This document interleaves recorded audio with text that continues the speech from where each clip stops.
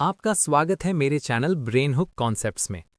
क्या तुमने कभी रुककर सोचा है कि चीजें कितनी अच्छी तरह से बनती हैं? मेरा मतलब, तुम्हारे हाथ में फोन से लेकर जिस चेयर पर तुम बैठे हो, सब कुछ एक तरह का सीक्रेट रेसिपी फॉलो करके बनता है। आज हम उस रेसिपी को तोड़कर समझेंगे। वो बेसिक इंग्रेडिएंट्स जो हमारी इकोनॉमी में लगभग हर चीज बनाने के लिए यूज होते हैं। तो मैं तुमसे ये पूछता हूं, एक सुपर कॉम्प्लेक्स टेक्नोलॉजी जैसे स्मार्टफोन का और एक सिंपल कप ऑफ कॉफी का आखिर क्या कॉमन हो सकता है? सरफेस पर देखो तो लगता है बिल्कुल कुछ भी नहीं, लेकिन अगर थोड़ा और ध्यान से देखो तो तुम पाओगे कि दोनों एक फंडामेंटल सीक्रेट शेयर करते हैं। और वो सीक्रेट ये है, दोनों एग्जैक्ट सेम 4 एसेंशियल इंग्रेडिएंट से बनते हैं।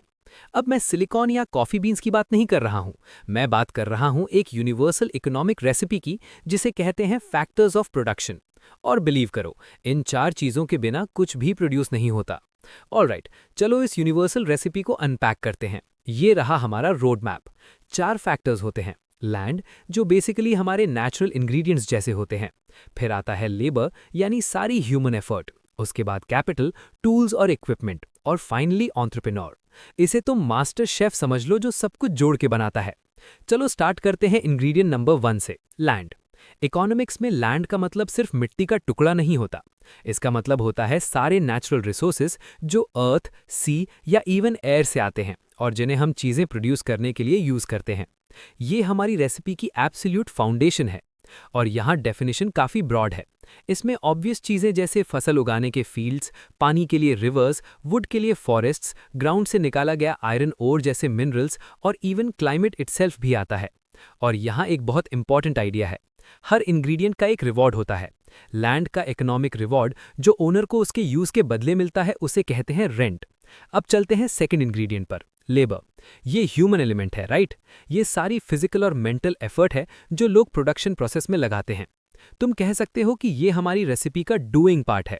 लेबर बहुत ज़्यादा डाइवर्स होता है। सिर्फ फार्मर का फील्ड में काम करना या फैक्ट्री वर्कर का असेंबली लाइन पर काम करना ही नहीं, बल्कि टीचर का ब्रेन पावर, डॉक्टर का क्रिटिकल थिंकिंग, इंजीनियर के प्रॉब्लम सॉल्विंग स्किल्स, ये सब लेबर में काउंट होता है। तो इस ह्यूमन एफर्ट का रिवॉर्ड क्या होता है? ये तो हम सब जानते हैं, वेजेस। जब लोग अपना लेबर देते हैं तो बदले में उन्हें वेज या सैलरी मिलती है। Simple as that. Alright, ingredient number 3 है कैपिटल, और ये वाला काफी की है। कैपिटल का मतलब होता है वो मैन मेड गुड्स जो बाद में और गुड्स और सर्विसेज प्रोड्यूस करने के काम आते हैं। इसे ऐसे सोचो, ये रॉ मटेरियल नहीं होता, बल्कि वो टूल्स होते हैं जो हम अपना काम तेज और बेटर बनाने के लिए बनाते हैं। कैपिटल एक सिंपल हैमर से लेकर एक जायंट फैक्ट्री तक हो सकता है। असेंबली लाइन की मशीन्स, ऑफिस के कंप्यूटर्स, रोड पर चलने वाले डिलीवरी ट्रक्स, इवन वो रॉ मटेरियल्स जो प्रोसेस हो चुके हैं और बस फाइनल प्रोडक्ट बनने का वेट कर रहे हैं। और कैपिटल प्रोवाइड करने का रिवॉर्ड क्या होता है? यानी जो पैसा इन्वेस्ट करता है टूल्स और बिल्डिंग्स बनाने के लिए, उसे कहते हैं इंटरेस्ट। ये वो रिटर्न होता है जो किसी को अपने रिसोर्सेज लेंड करने के बदले मिलता है, ताकि प्रोडक्शन हो सके। और अब आते हैं हमारे फाइनल और शायद सबसे क्रूशियल इंग्रेडिएंट पर, एंटरप्रेन्योर। ये हमारा मास्टर शेफ है। ये वो इंसान है जो लैंड, लेबर और कैपिटल को उठाता है, उन्हें एक नए तरीके से मिक्स करता है और सबसे बड़ा काम, सारा रिस्क अपने ऊपर लेता है। एंटरप्रेन्योर का रोल बहुत ही क्रिटिकल होता है। वही सब कुछ ऑर्गेनाइज करता है, वही विजन लाता है, वही टफ डिसीजंस लेता है। और ये बहुत इंपॉर्टेंट है, इनोवेशन भी वही ड्राइव करता है, बाय नए तरीके ढूंढना। और सबसे बड़ी बात, फाइनेंशियल रिस्क। अगर सब फेल हो जाता है तो लॉस उसी का होता है। तो इतना सब करने का रिवॉर्ड क्या मिलता है? प्रॉफिट। अगर एंटरप्रेन्योर की रेसिपी सक्सेसफुल होती है तो लैंड, लेबर और कैपिटल को पे करने के बाद जो पैसा बचता है, वो उसका रिवॉर्ड होता है। तो ये रहे 4 फैक्टर्स ऑफ प्रोडक्शन, बिल्कुल क्लियर। लैंड को मिलता है रेंट, लेबर को वेजेस, कैपिटल को इंटरेस्ट और एंटरप्रेन्योर को रिस्क लेने के बदले प्रॉफिट।